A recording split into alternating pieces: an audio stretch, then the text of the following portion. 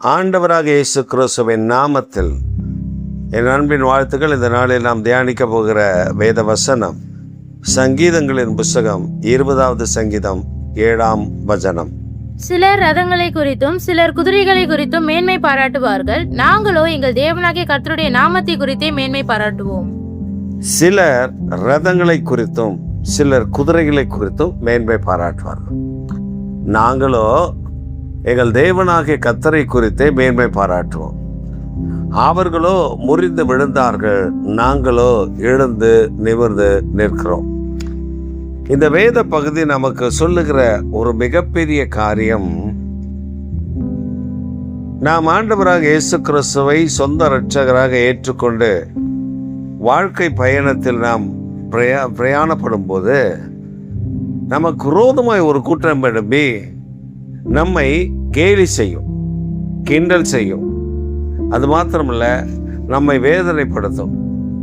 என்கிட்ட கார் இருக்கு பாரு, என்கிட்ட வீடு இருக்கு பாரு, என்கிட்ட பணம் இருக்கு பாரு, எனக்கு இது இருக்கு பாரு, நீ ஆண்டவர் ஏசுன்னு போனே, உனக்கு என்ன இருக்குது, நீ சாப்பாட்டுக்கே கஷ்டப்படணும், அப்படியெல்லாம் நம்மை குறைவாய் மதிப்பீடு செய்து அவள் சொல்லுவார்கள்.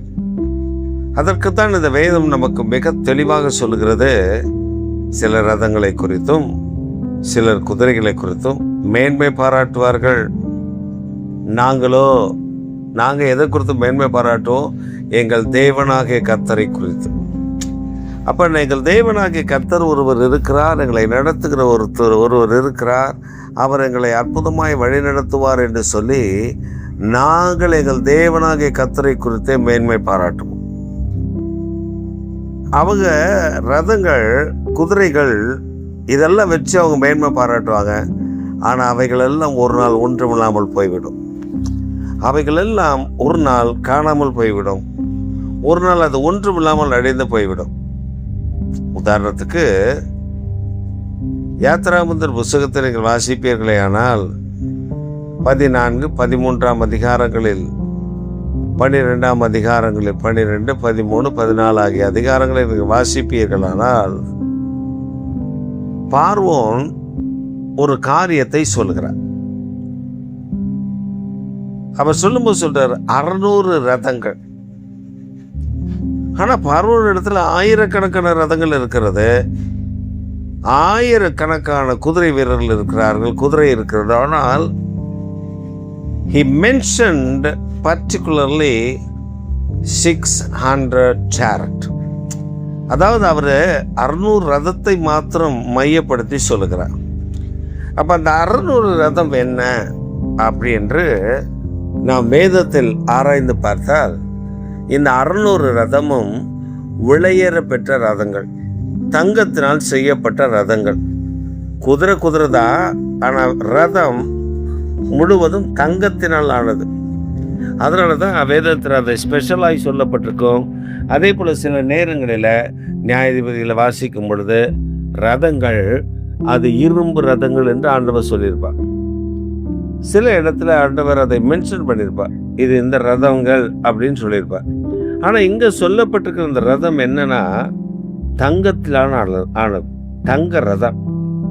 அந்த தங்க ரதத்தை வச்சுக்கிட்டு பார்வோன் அப்படி பெரிய கெத்து, நான் யார் தெரியுமா, இங்க பார் என் சொத்தை பார், தங்க ரதம் வச்சிருக்க, 600 தங்க ரதம், என் கால் தூசிக்கு நீ வர முடியுமா அப்படின்னு சொல்லி அவர் பகட்டாய் பேசின நாட்கள் உண்டு. ஆனால் இஸ்ரவேல் ஜனங்களை பின்தொடர்ந்து வந்து அவர்களை அழிக்க வேண்டும் என்று வந்தபோது கர்த்தர் இந்த 600 ரதங்களையும் 600 ரதங்கள் வீரர்களையும் குதிரைகளையும் செங்கடலில் அமிழ்த்து போட்டார்.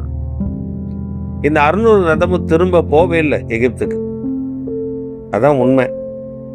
அப்ப இந்த காலை வேளையில அவங்க எகிப்தியர் ரதங்களை குறித்து மேன்மை பாராட்டினா, குதிரைகளை குறித்து மேன்மை பாராட்டினா. ஆனா இஸ்ரவேல் ஜனங்கள் தேவனாகிய கர்த்தரை குறித்து மாத்திரம் மேன்மை பாராட்டினார்கள். அவர்கள் முறிந்து விழுந்து போனார்கள், இவர்களோ எழுந்து நிமிர்ந்து நின்றார்கள். இந்த எகிப்திலிருந்து இவர்கள் புறப்பட்டு வந்து செங்கடலை கடந்து செங்கடலுக்கு அக்கறையில் வந்த பொழுது பார்க்கிறார்கள், எகிப்திய மரித்து சடலமாய் கிடக்கிறது. அவங்க சொன்னாங்க, எங்களுக்கு ரதம் இருக்கியா, எங்களுக்கு குதிரை இருக்கியா, எல்லாம் நீங்களாம் அழிஞ்சு போவீங்க, நாங்கள் பார் எவ்வளோ பர்ஃபெக்ட், எவ்வளோ பெரிய ஆள் தெரியுமா அப்படின்னு சொன்ன ஆட்களை கர்த்தர் செத்து மிதக்க பண்ணினான். அற்பமாய் எண்ணின இஸ்ரவேல் ஜனங்கள் நிமிர்ந்து நடந்து வந்து கரையேறுவதை ஆண்டவர் அதை சாட்சியாக சொன்னார். இந்த காலை வேளையில் நீங்களும் கூட சில நாள் நிந்திக்கப்பட்டிருக்கலாம், சில நாள் அவமதிக்கப்பட்டிருக்கலாம், சிலர் உங்களை தீமையாக பேசியிருக்கலாம். நீங்கள் கவலைப்படாதீங்க, அவர்கள் முறிந்து விடுவார்கள், நீங்களோ எழுந்து நிமிர்ந்து நிற்பீர்கள். அவங்க மேன்மை பாராட்டுறதுனா உலக பிரகாரமான பொருட்களை வைத்து, ஆனால் நம்ம மேன்மை பாராட்டுறதுனா ஜீவனுள்ள தேவன், ஜீவனுள்ள கர்த்தர், ஜீவாதிபதியை குறித்து நம்ம மேன்மை பாராட்டுகிறோம். அதனால் ஒரு நாளும் நம்ம கீழே தள்ளிவிடாத கர்த்தர். அதனால இந்த காலை வேளையில் உங்களை யாரோ ஒருவர் குறைவாக சொல்கிறாங்களா, உங்களை வேதனைப்படுத்தும்படி பேசுகிறாங்களா, உங்களை அவமானப்படுத்தும்படி பேசுகிறாங்களா, கவலைப்படாதீங்க. உங்களோடு இருக்கிற கர்த்தர் உங்களை உயரத்தில் வைப்பார். நீங்கள் மகிழ்ச்சியாக இருப்பீர்கள். அவர்களுக்கு அந்த மகிழ்ச்சி இருக்காது, அவர்கள் முறிந்து விழுந்து போவார்கள். நீங்கள் எழுந்து நிமிர்ந்து நிற்பீர்கள். அது மற்றவர்களுக்கு முன்பாக சாட்சியாகவும் ஆச்சரியமாகவும் காணப்படும். மகிழ்ந்து களி கூறுங்கள், சோர்ந்து போகாதிருங்கள். ஆமென், ஆமென்.